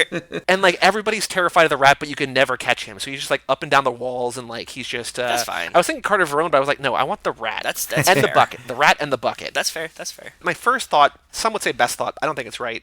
I was gonna throw you Cypher and just like have like a real like wild card in the mix. They I would feel just like that play. would probably. Cypher and Ramsey would play like Civilization all day or something, right? Like this is what they'd I be know, doing. and I feel like she would just become like productive and like good. Like Yeah. that would be cool. So yeah, just you have a rat in your house. That's fair. A literal rat, not a metaphor. Okay, Brian, your turn. Pick 3. Okay, so my first pick would be Suki, Suki. of course. Yeah, of course. That's Because fair. why not? Yep. I'm gonna stay in the same film and pick Monica Fuentes. Ooh. She pretty lady, but she's also very resourceful. You're making a little Playboy mansion over here. Jeez. No, I was gonna pick We won't tell Ramsey, Nicole, it's but okay. no, I gotta pick a guy. So I'm gonna pick Braga. He knows where it's at. John Ortiz is an amazing actor, one of my favorite actors, underrated. He was just in a Philip Seymour Hoffman movie you guys covered. Yeah, he's Jack Jack Goes Coding. He's in a bunch of cool stuff. And whatever. I mean, that sounds like a cool party. He knows how to party. So Suki, Monica Fuentes, and Braga. He's trying to be different. Oh, okay. Wait, almost I feel got like one. we don't need to add someone because like that's chaos. No, you get the douchey guy with the Camaro, like the old guy with the leather cuffs. Oh. Yeah, he's also in the house. Yeah. That does ruin the house. Damn it. That does ruin the house. Who would be like the ideal? I feel like quarantining with like Bilkins would be cool. Like Bilkins is like, Bilkins yeah, was I'd on hang my out with short Bilkins. list. He was on my Mr. short Nobody, list. top tier quarantine pick. You'd have the coolest stories. Joey, I'm going to pick a different one for you, okay? Wait, you picking my whole house? Or you picking my fourth person? No, it's just going to be your whole house. It's you, Okay. Braga, Carter Verone, and the Brazilian villain from Fast Five. Just all villains. Joey's just in a house of Yeah, villains. I feel like you'd learn something from him. I feel like you'd, they all have a similar vibe. They're all different, but they all have a similar vibe. Like, they all definitely deal drugs. It would be a fun house.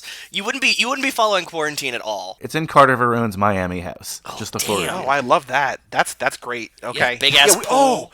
We should play MASH, but with like Fast and Furious. You mean fuck, marry, kill? No, I mean MASH.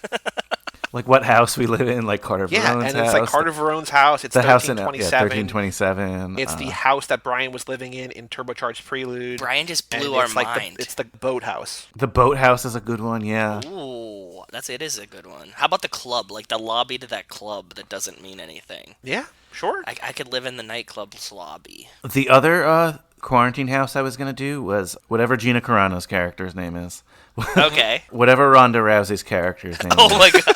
And I was thinking of one more, and I can't. Maybe you guys can help me, but like they haven't really like had another lady heavy, Letty. right? Letty? I guess, but she's good. I'm talking about like So when you Google Gina Carano Fast and Furious character, the box that pops up on Google just says DSS agent, which is not her name. Her name is Riley Hicks.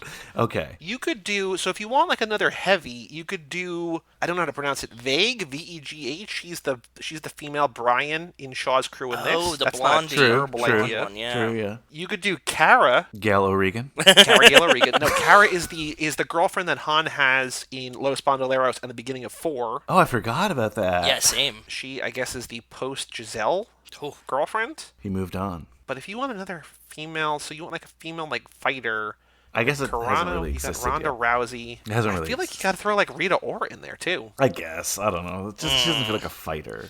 That's a little weird. Well, that was a fun game, Joe. Thank you for that. Sorry. That was good. Yeah, thanks. Thanks for playing, guys. I do want to point out, speaking of Gina Carano and speaking of the hand-to-hand combat, like, we've talked about it before, but the two battles, the simultaneous battles, the Letty versus Gina Carano and the guy from the raid against Han and Roman, like, those are so goddamn cool, and, like, they're so much better than, like, every other hand-to-hand. Like, it's almost like, what have we not done in these movies yet? Like, something that's basically out of the raid or out of, Old Boy or something. Like, let's just get these people who can, like, really, like, when Gina Carano, like, leg flips Letty, or when they're, like, it's so cool. And it's almost, I don't know if it was, we have these people, let's write to their strengths, or, like, we want to have this kind of scene, let's cast the right people. But whatever they did, it wound up amazing. It's definitely we have these people, let's write to their strengths. Because, again, how many rock bottoms is Dwayne Johnson doing in these early series runs? That's just what they do here, which is fine. I'm totally cool with it. And then my only other new note, also about Gina Carano, is at the end, when they're on the plane, and Hobbs tosses Letty the harpoon, and Letty says, "Wrong team, bitch." Yeah. Riley looks at Hobbs, and he shrugs, and then Letty shoots her with the harpoon, and she flies out the airplane. I don't 100% understand how harpoons work, but, like, shouldn't she be tethered to something? Like, is she just out there, like, dangling? No, she just chucks the gun behind her. Oh, so she's, I like, guess so that she's makes tethered to sense. something, but, like, it's just flying with her. Yeah, exactly. She, like, harpooned her out, and then she probably just was, like, tossed. Like, it just, like, sets it on the ground, drops it, and it'll just, like, fly out Not the window. most fun use of the harpoon. No. It's cool, No. but like there should have been something dangling. I have a question for you guys from the movie. What? Tell me. It was a question that they asked. Okay. 'Kay. Are you team muscle or team pussy? I knew this was coming. Oh, God. Should I answer honestly? Sure. I don't know. I just wanted to say that. I feel like this is, Joe, like we ask everybody, are you more of a Mia or a Letty? I feel like anybody who has a podcast is not Team Muscle. Yeah, that's true. Unless it's a podcast about, like, weightlifting. Whoa, About Joe how the Rogan body doesn't builds. have muscles? Yeah, well, no, like he's the true, one. that's He's true. Team Muscle and everybody else is Team Pussy. Yeah. I'm very non-confrontational. I don't think that, like, I would ever be considered team muscle. I wouldn't be someone people would be like, I'm bringing him to the fight. Like, it's just how it works, man. There's only two choices. Yeah, no, we're not Team Muscle. Definitely not team muscle. That's for sure. Brian, do you have any other notes, any other thoughts about FNF 6? Anything else that you love about this movie that you want to talk about? Or Joe, do you have any other notes that you took? Anything you noticed? I this could time go around? on forever, but like you guys are going on forever. You have gone on for a while. You've talked about every point I'm gonna already have. I am fascinated again with the Elena thing. Like if she would have stayed at the end, she's like, okay, I'll stay. Like how would they have worked that out? It seems very neat. It seems like a man fantasy. Like, oh, I got rid of this other girl. I know she died, whatever. I'm with a new girlfriend. The new girlfriend gives me her blessing to be with the old one, and then everyone's Yeah. cool at the end. Like, it's very like, oh, okay, well, that's great. Like, This is how every breakup I've ever had I imagined, right? You're just like, yeah, you're just like, it's cool. That works. Have fun. Bye. oh, you're at a different stage in your life? I totally get that. She seems nice. Go for it. Well, because, like, what's crazy, I mean, and this is the whole point of, like, why they get together, but in the beginning of this movie, when Dom is, like, so visibly torn up because he's basically in paradise with, not the love of his life, but a love of his life. And he's looking at the picture of Letty, and she's like, look, I get it. If that was my husband, I'd get him. Like, go get your woman. And it's like, wow, like, that is very emotionally complex and also, like, maybe just kind of a male fantasy. Just like, yeah, go get her. I'll be waiting here in case that doesn't work Yeah, out. I'm if still that here doesn't for you. work out, Exactly. I'll be waiting All here right. pregnant. Remember, she's pregnant at this point.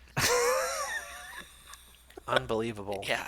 Well, so here, I will rephrase my question to you from earlier, Brian, differently. Okay. Is that you're obviously going to be on the show once or more per lap to talk about every movie at some point eventually. So is there anything specifically, like, I feel like a lot of the conversation that we had, the new conversation we had about this, was about 2 and 3. It was not even about this movie. Like, That's 2 movies that fine. we talked about already. I liked it. So is there anything specifically about 6 that, even if we've covered before, that you want to talk about? Any other, questions you had, Let's things see. you noticed, things you love, things you hate? Stasiak, He comes back, right? Yeah. Sure does. Yeah, he does. It's weird because like they want full pardons, and then Dom at one point is like, "Oh, we knew that we were never going to get full pardons since the day we were born for some reason," and then they get full pardons anyway. Like I thought that was odd. But then they don't have him again. Like okay. I'll ask you guys this: where are they now? Are they criminals or are they good guys? Or are they neutral? Like today, where are they?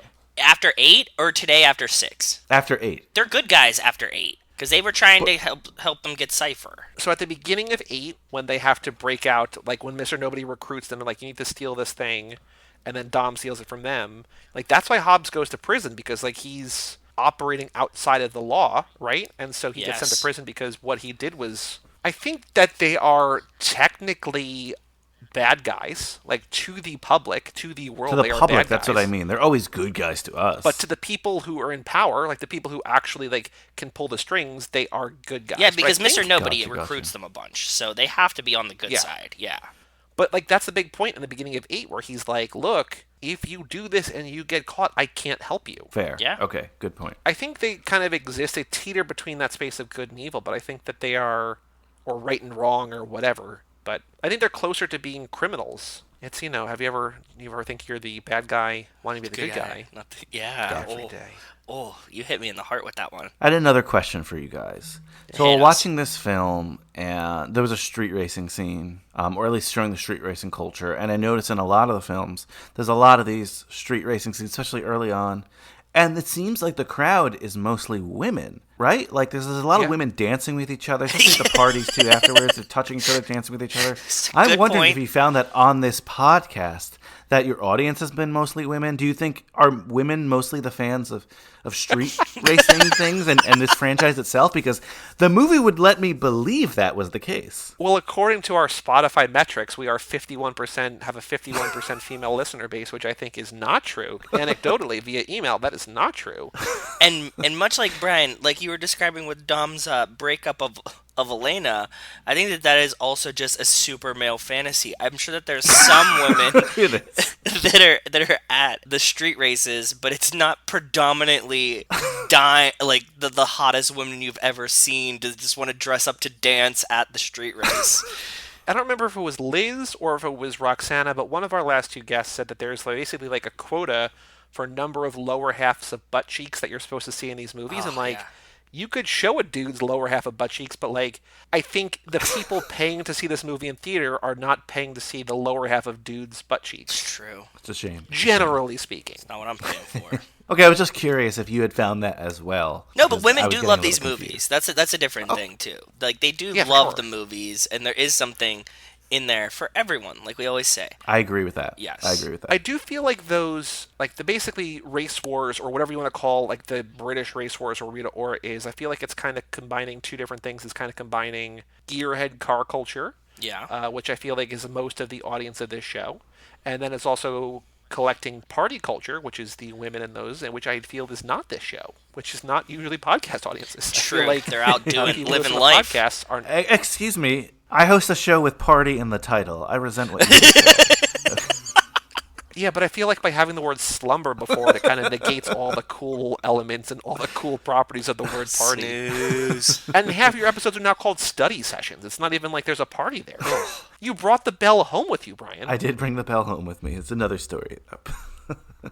How's the new intro on Mondays coming? Have you figured out what you're saying yet? Because it still feels like you're like making do as you happen. I'm still making do, as you said. I'm trying my best. I'm hoping that the next Monday and the next Monday and the next Monday will be my last Monday, and that I'll be back to work. But Oh fuck! Why didn't you do a cyber school session? Because everybody's doing school from home. well, I've implied it on the show, Okay, but okay. I haven't had the concrete idea yet. Who knows? And this isn't about me. This is about this is about the Familia, the Toretto gang. So Joe, did you have any notes? Any other new I didn't take takeaways that we've not any covered notes yet? on this movie. Not this time. I knew we were talking to How dare Brian. you. No, I knew we were talking to Brian. I mean, at this point, I'm in cruise control right now. I know what's going on. I just want the guests to just lead and have fun. Just whatever they want to talk about. I'm sure we could figure something out. If there's no other, Brian, do you have any other notes, or do you want to play a couple games? let's play some games. Well, first off, Oh. this ain't no 10-second race, aka boy, Oh. do we have a podcast I for feel you. like we haven't played this in next forever, time you're on. by the way.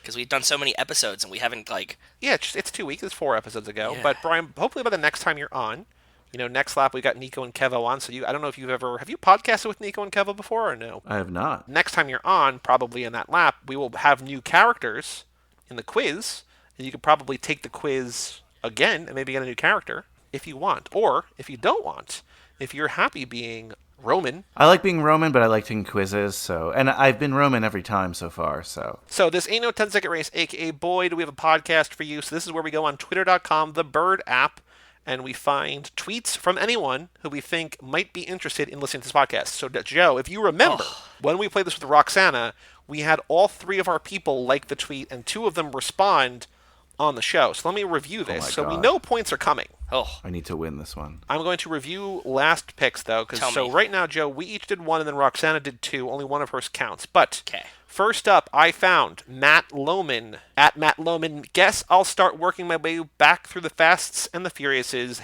# quarantine mile. Boy, do we have a podcast for you. And he had that whole thread. Yes. And yes, he did like it and reply, so I get 6 points. Boop. Damn. That's awesome.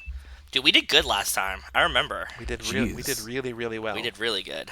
So that brings me to a total of 15.5 points. Okay. You in the lead? No. I'm even with that, you're still ahead of me. Okay, good. So then, Joe, you found Mr. Werewolf Pianist at Brian Metolius. Okay, I am officially caught up with the Fast and Furious saga. Just saw the trailer for F9, and holy crap, I get why everyone is so bummed about its delay. Justice is coming. Boy, do we have a podcast for you. Brian liked it and replied saying 10 out of 10 names. So, Joe, you also get 6 points. So just canceled yours. Did you see that? You did. Oh, I did. However, my 6 put me ahead of Kara. She had 14, so now I'm officially back in second place. Okay. God, because, boy, that was embarrassing. Yeah. Roxana found Davey at Yip Deceiver. I want 9 Fast and Furious movies starring just Han. Boy, do we have a podcast for you. Davey did not respond, but Davey did like the tweet. So Roxana was on the board. She's on the board. We also want to check the other one. James Gunn had tweeted, my girlfriend is crying next to me over Groot's death. And John Lee Brody at John Lee Brody said, wild theory, Groot was Dominic Toretto from Fast and Furious in a past life. In the yet-to-be-made Fast and Furious 10, Dom and the crew go to space, and he sacrifices himself for the family. But his consciousness was carried through a cosmic wave, and he was reborn as Groot. Boy, do we have a podcast for you. Liked by Jake and Mike, but not by John Lee Brody. So even though that didn't count for points, it wouldn't have counted for points because there's no points there allotted. Okay, I got one for today. Hit me with it. It's unmarked cop car at car unmarked. The tweet is, everyone needs to take a class in high school. Ooh. Don't do stupid shit and you won't go to jail. Oh, you're 47 and drive a car that sounds like a supercharged weed eater because you watch too much Fast and Furious? Don't cuss the police when they pull you over and you won't go to jail. Boy, do we have a podcast for you. So this is from a year ago. Yeah. And I think by the latent anger in this tweet that unmarked cop car would not actually enjoy our podcast. Probably not. But it mentioned high school. It's hard to find high school Fast and Furious tweets. Did you search Fast and Furious High School? Absolutely did. All right. Very important. Very important. Very cool. Very cool. So I'm going to reply, boy, do we. I'm going to do... Oh, no, not from me. Hold on. I like the name, too, Unmarked Cop Car. That's pretty funny. Brian, have you found one yet, or are you still looking? I sent you one. Oh, do you want to read it? I don't like it as much. I've never scored in this game, correct? Did he? Is Brian on the board? Brian, let's see here. Gotta look at the this tab. Brian Rodriguez, 0 points. So the leaderboard in the clubhouse right now. Joe 2, 25 points. Yes. Joey, 15.5. Oh. So I feel as a gift, as a new patron, you should let me have 3 chances at this game. We'll give you 3. Go for it. You can have 3. Okay, so I'm currently looking for 3, but my first one, this is me just trying to score. It's by Peter Robinson, and it was 20 hours ago. He said, just got done watching Fast and Furious 6, and I didn't know that Rita Ora was in it. Only a small part, but still, pretty cool if you ask me. At Rita Ora, you did an awesome job. Boy, do we have a podcast for you and Rita Ora if she wants to listen. Oh boy, Brian, is this second one you're doing as well? Yes. Okay. It's by someone called Ty, and it looks like an orange. Or at _Tylo. Beat the pussy, then dust off my knuckle. No Fast and Furious car, I got muscle. They said they killers like Chucky a chuckle. Boy, Do we Do we have a have a podcast for you? for you? Jesus. Okay, I'm working on my third. Beginning to regret the idea that we're liking and retweeting all these, but it is what it is. Did he just make a Fast and Furious freestyle? Please tell me that it's not like a real lyric and that was written by this I don't know, he's tweeter. referencing Chucky too. Like, I think it's just maybe a movie freestyle. No. But beat up the box. I don't just tear up the box.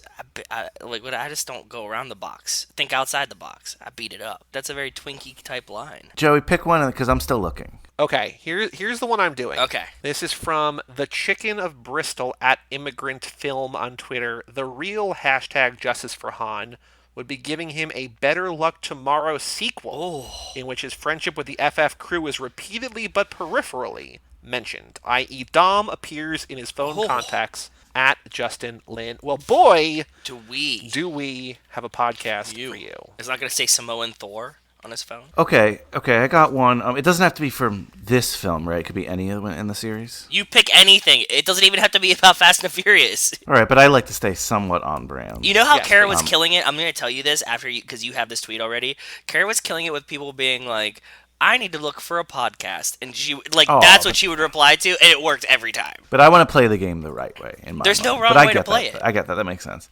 Yeah. Okay, Daniela Flores says, Fast and Furious presents Hobbs and Shaw predicted the coronavirus. Confused face, sweating face, mind blown face. The virus in the movie is to wipe out the unfit and weak in order to make better mechanical human. Mind blown face, mind blown face, mind blown face, mind blown face. Boy, do We we have a have a podcast podcast for you. I just want to score. Conspiracy theorist, I like that. That's good. So she's alluding to the fact that coronavirus is to wipe out unhealthy humans so that they can make us all biomechanical. That's what I'm getting from that tweet. Yes. Okay, that's what I thought. Yes. I mean, that's what I'm assuming. That's what it feels like. I'm glad that Brian's now giving us $10 a month because I feel like we've alienated at least one potential person who's maybe given us money through that series of retweets. But Well, let me know if I score, please. We will. we will. I mean, you'll have to listen to our Tokyo Drift episode in 4 episodes. But yes. All right, Brian, we've got one more game to play. You've played this before. Dude, What's My Car? The car guessing game. Now, Brian, do you want to help me give clues or do you want to help Joe guess? Definitely give. I'm not a car guy. Okay, let me forward you an email then. Give me 1 second to figure out which one we're playing for. Joe, what's the prize tonight? the prize tonight. Didn't Jensen give us a prize? Well, yeah, it was just the centerpiece of the hubcaps because they're out of business, dude. So, Brian, you'll get 3 hubcap centerpieces for a Jensen automobile. They didn't have Nice, 4. nice.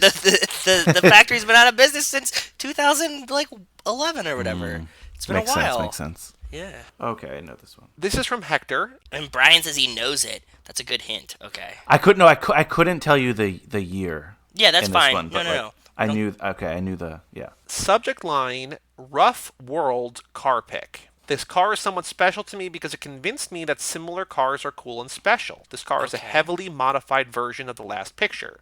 The owner made the custom body and modifies similar cars. He names every car, including his own. Okay. This car, the one that you're trying to guess, It's like is Mona named- Lisa. Yes, it's named the Stella Artois. That's such a weird name to name your car. Yeah, it is weird. This is a German car. Okay. Yes. There's one that's black and there's one that's red. Can I just in like this, Babe yeah. Ruth and just like point to the? You can see me. Just point to the thing. Yeah.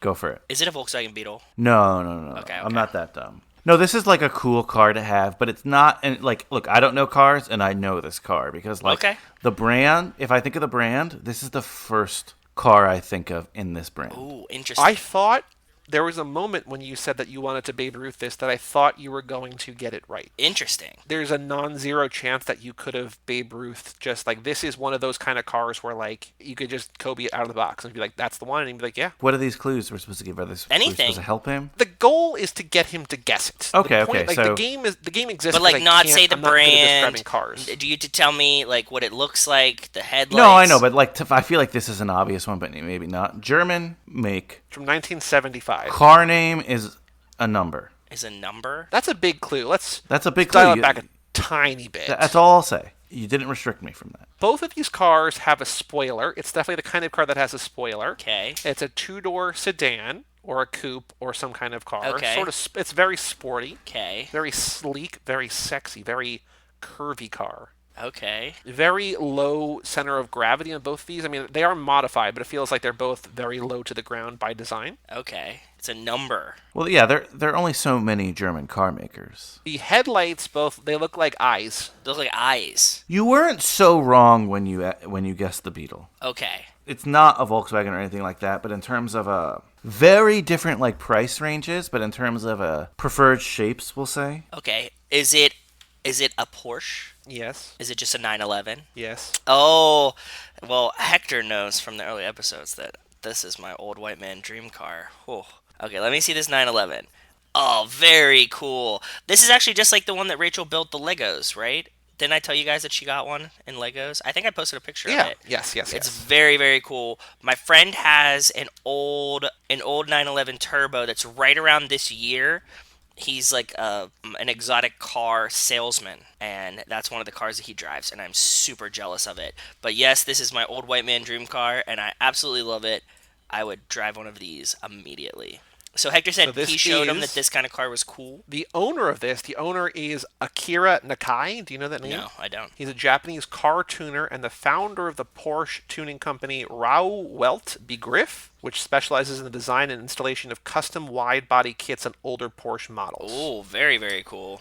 I like it. And somehow, I don't know why, I want to find out how old this guy is. But on IMDb or on Google, when you search him, there are two movies that come up. There's Two a movie movies? from 1963 and a movie from 1968. So there's a movie called Alone Across the Pacific, and then there's a movie called Kurobi no Taiyo, which is from 1968. Is he an actor, or did he work in the cars?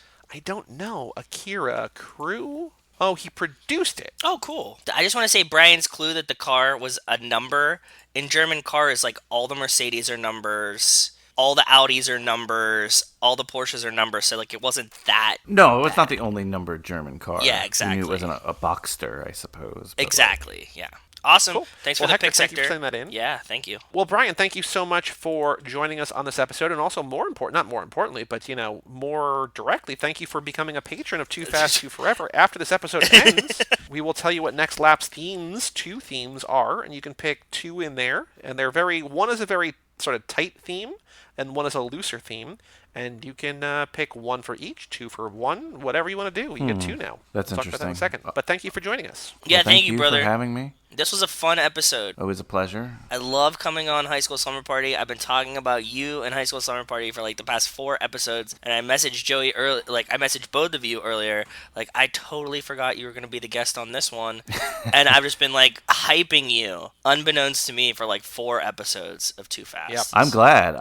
I hope I lived up to the hype. Always Joe, do. You've signed a couple of contracts recently with High School Slumber Party. I did. Not a lifetime contract like you're on the show for life, because I want to do that to you. I don't even know if I'm on the show I'll for do life. But to do lifetime films, those have been going excellent. Those have been really fun. We'll They're have so some much coming fun. up Yeah. this month as well. And of course, some big news for 2021 that you'll be on our next lap of Twilight Forever. So You are excited. calling them laps. We were trying to figure out if we can call them laps. Or No, not. I don't think they're going to be laps because it doesn't make sense, but it's just more of a joke about You can this call them the show. next Sparkle. Maybe the next, I don't know, I'll ask. The next Kate inning, Hudson, the the next expert. inning of Vampire Baseball. Yeah, maybe the second inning. Oh, that's kind of cool. I like that.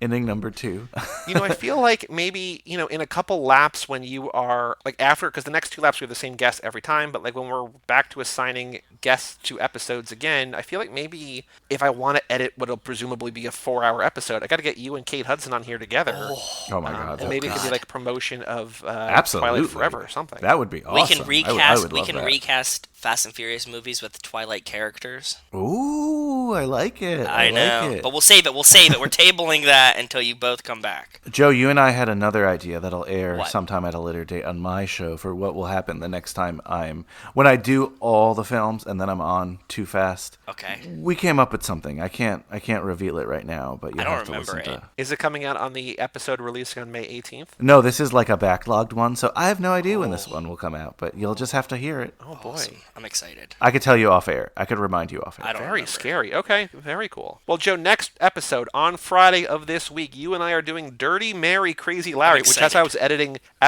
Death Proof, I think every time I said that movie, I got the adjectives inversed. Yes. So I said it wrong half the time and I said it right half the time. Yep, same. I fixed it once and I was like, this is not it. It's not going to keep. Nope. But yeah, Dirty Mary, Crazy Larry, the older all or nothing days, the good old days, dumb people smashing real cars. Dirty Mary, Crazy Larry. But Brian, thank you again for joining us here, and for all things Too Fast, Too Forever, you can go to cageclub.me, facebook.com/TooFastTooForever, or at Too Fast Too Forever on Twitter and Instagram. Email us, family@cageclub.me. Check out our Patreon page at toofasttooforever.com. Brian did it. You can do it too. Join the $10 a month tier. Pick 2 movies next lap, and then 1 movie every year. Who knows? Next year it's so far away. Next year it can't come soon enough. It's unbelievable. But yes, join now. $10 a month tier. Get 2 movies next lap. Very exciting. Check out our Patreon page. Leave us a review on iTunes, and just check in with us. Let us know how you're doing. We care about you. True. I'm Joey Lewandowski. I'm Joe too. And I'm Julie Lewandowski. And that was Joey Lewandowski of High School Slumber Party. We'll see you next time right here on Too Fast, Too Forever. Peace out, you Anus piecers. piecers.